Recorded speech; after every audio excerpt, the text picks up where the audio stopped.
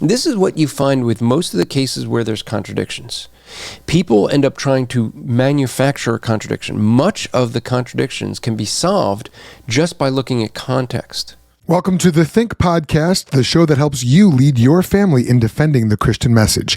It's the Think Pod 12 Days of Christmas, 12 current cultural challenges answered with timeless biblical truth by me and some of my friends. For more content like this, be sure to follow all our guest hosts and join the Think Squad group on Facebook, Gab, and Signal. So, Merry Christmas from the Think Institute and Happy 2022. Are there parts of the Bible that make a truth claim only to then have that claim refuted by another part of the Bible? If so, this amounts to a contradiction. Both statements can't be true in the same way at the same time, and this would pose a major problem for Christianity and for Christians, because the Bible is supposed to be a cohesive whole that doesn't contradict itself. It's supposed to be God-breathed, and God can't contradict himself. That's tantamount to lying. Hi, I'm Joel Sedekase, and I'm the founder and lead teacher of the Think Institute.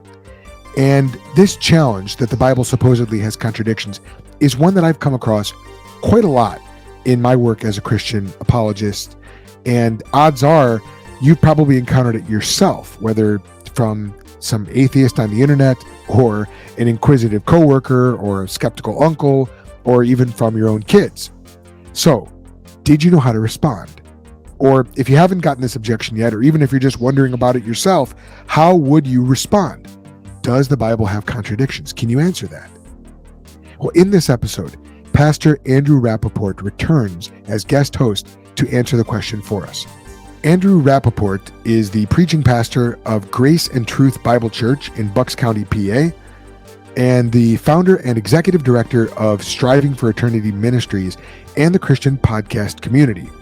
He's the host of several podcasts and the author of multiple books, and this is his second 12 Days of Christmas episode here on the Think Pod. So without any further ado, here is Pastor Andrew Rappaport answering the question, does the Bible have contradictions? Well, welcome to day 11 of the 12 Days of Christmas from the Think Podcast. Today we're going to address the question of contradictions.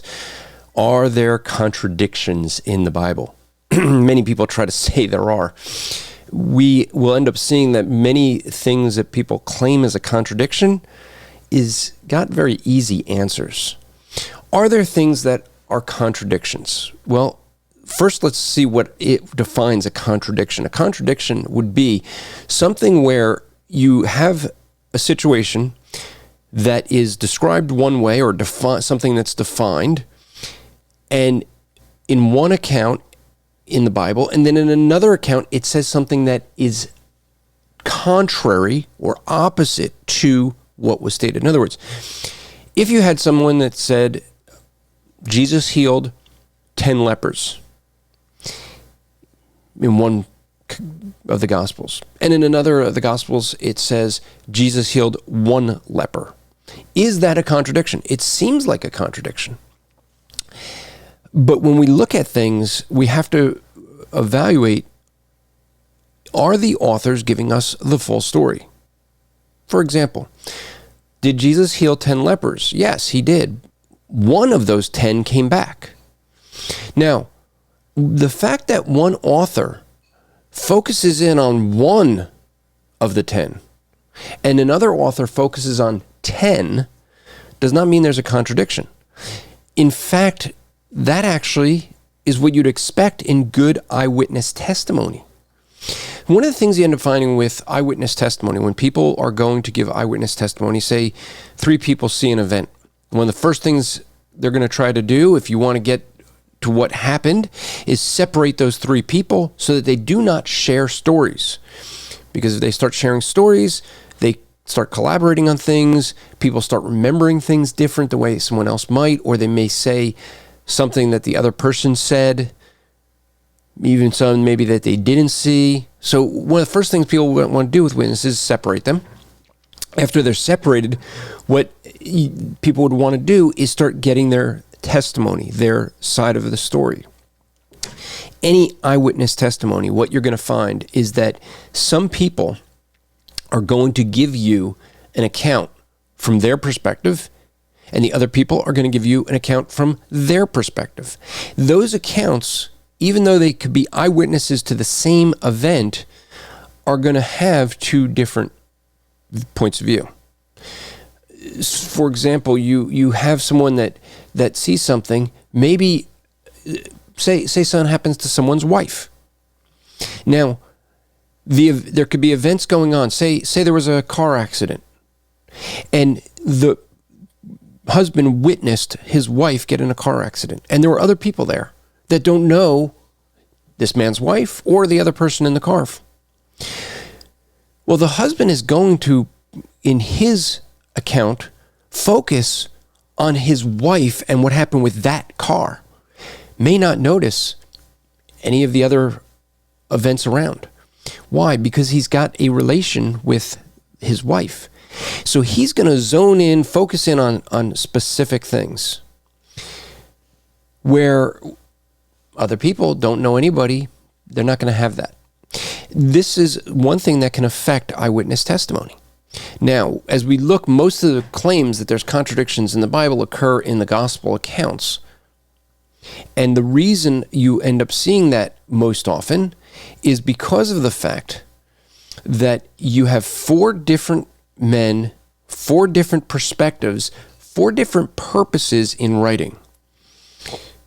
Matthew is trying to write for the purpose of saying that Jesus Christ is king. He's the Davidic king. He's going to be writing to mostly a Jewish audience that's looking for that, looking for the kingdom. And so he's going to have a perspective that's going to be more Jewish in nature. He's going to have a perspective that is focused on things that point to the kingship of Jesus, where Mark is going to focus in on Jesus as a servant. And so he's going to focus not on him being a king, but he's going to be looking at the events to lay them out and how it shows Jesus is humble. Where Luke then comes along and he's going to be looking at Jesus is a man. He's going to focus on the humanity of Jesus. And John comes along and focuses on the deity of Jesus. So each one of the four gospel writers have a different perspective. So when you have an account where sometimes one account may refer to two blind men, one refer to one blind man, it doesn't mean they're differences. It means that what you have is one author focusing on two blind men and another author that's only focused on the conversation with one of the two. The fact that he doesn't mention two of them doesn't mean there weren't two of them. It means that you had one author that was focused on the two, one focused on the one because there was conversation there. This is what you find with most of the cases where there's contradictions. People end up trying to manufacture a contradiction. Much of the contradictions can be solved just by looking at context. For example, you could look at the account just before Jesus' death. And there's accounts in Mark and Matthew and John about a woman who takes a very expensive oil and pours it on Jesus.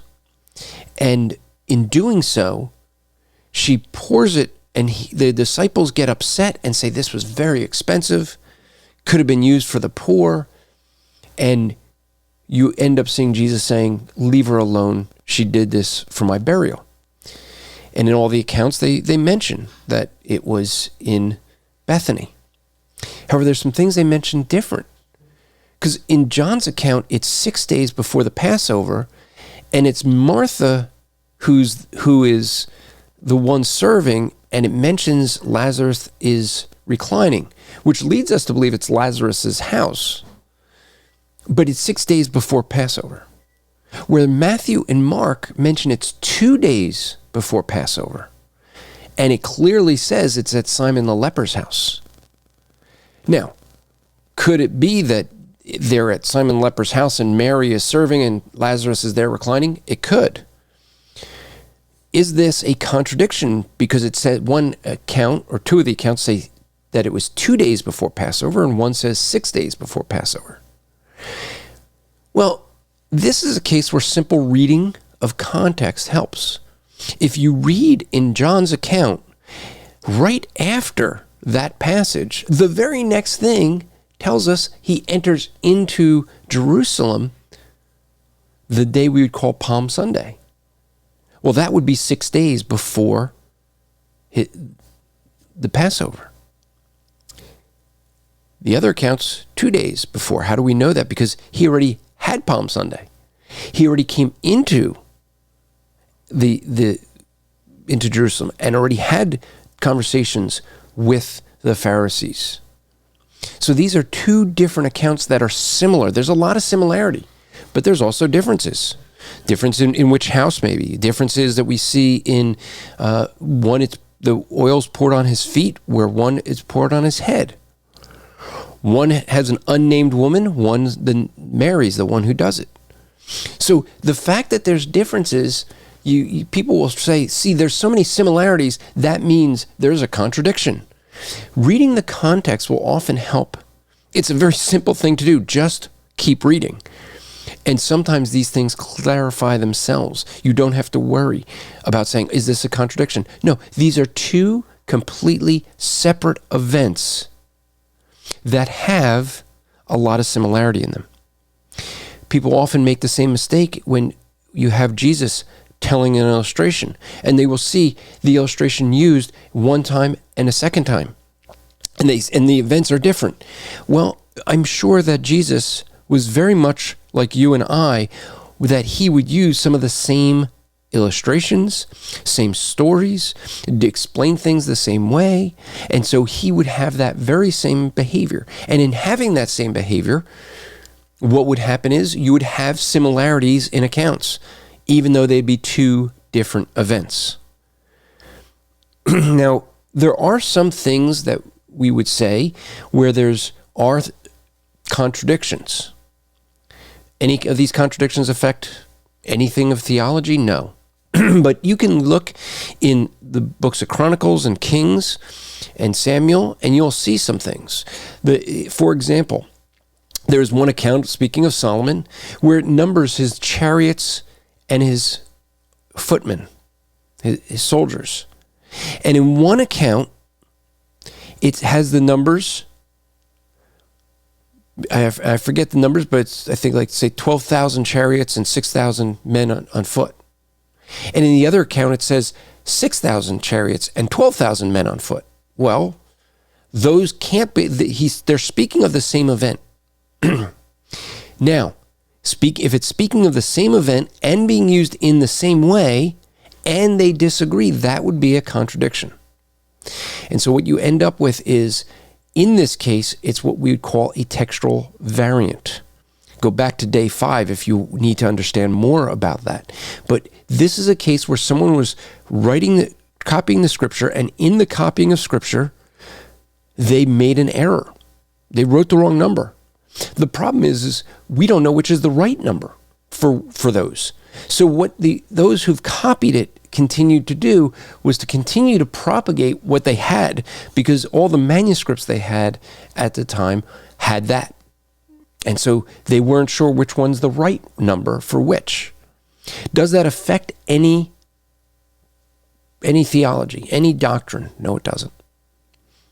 And that's the important thing with it, is to recognize that none of this affects doctrine. So you do have times in the Bible where there are things that are contradictions, but not from the original. Those contradictions that do occur have occurred because of copyists making a mistake when they made a copy and wrote things down. Flipping numbers. There's not many like that in the scriptures. You don't have a lot of those.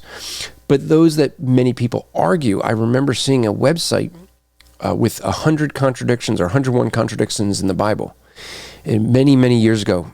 And I remember going through the website, and every one of them was easily answered by doing just one of a few things. One, read the context. Two, if it's not something that's in the context, look to see if there's textual variances. Three, look at what the wording is and see if it gives absolute statements. In other words, the difference would be if the author said there were only 2 blind men, and another author says there was only 1 blind man at the same exact event. That would be a contradiction. But the fact that one says there were 2 blind men and one says a blind man, well, that doesn't mean there weren't 2.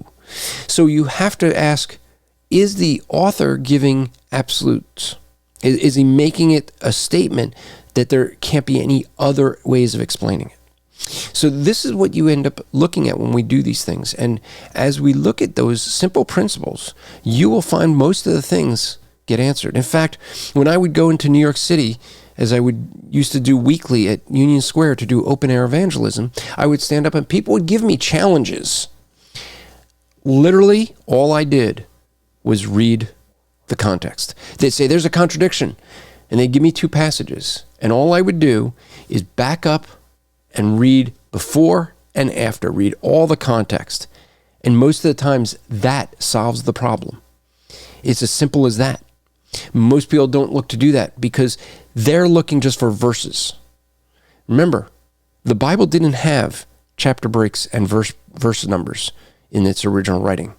So they weren't there to have those divisions. The Bible wasn't meant to be read that way. It was meant to be read as a book, as a letter. And so that's the way we read it. So we must read within the context. That is the number one way people claim that there's contradictions. That's the number one way to solve it. Just read the context. The reality is there's going to be people that try to argue that we cannot know what the Bible actually says. We can't know what it actually means because there's contradictions. The challenge is to find some.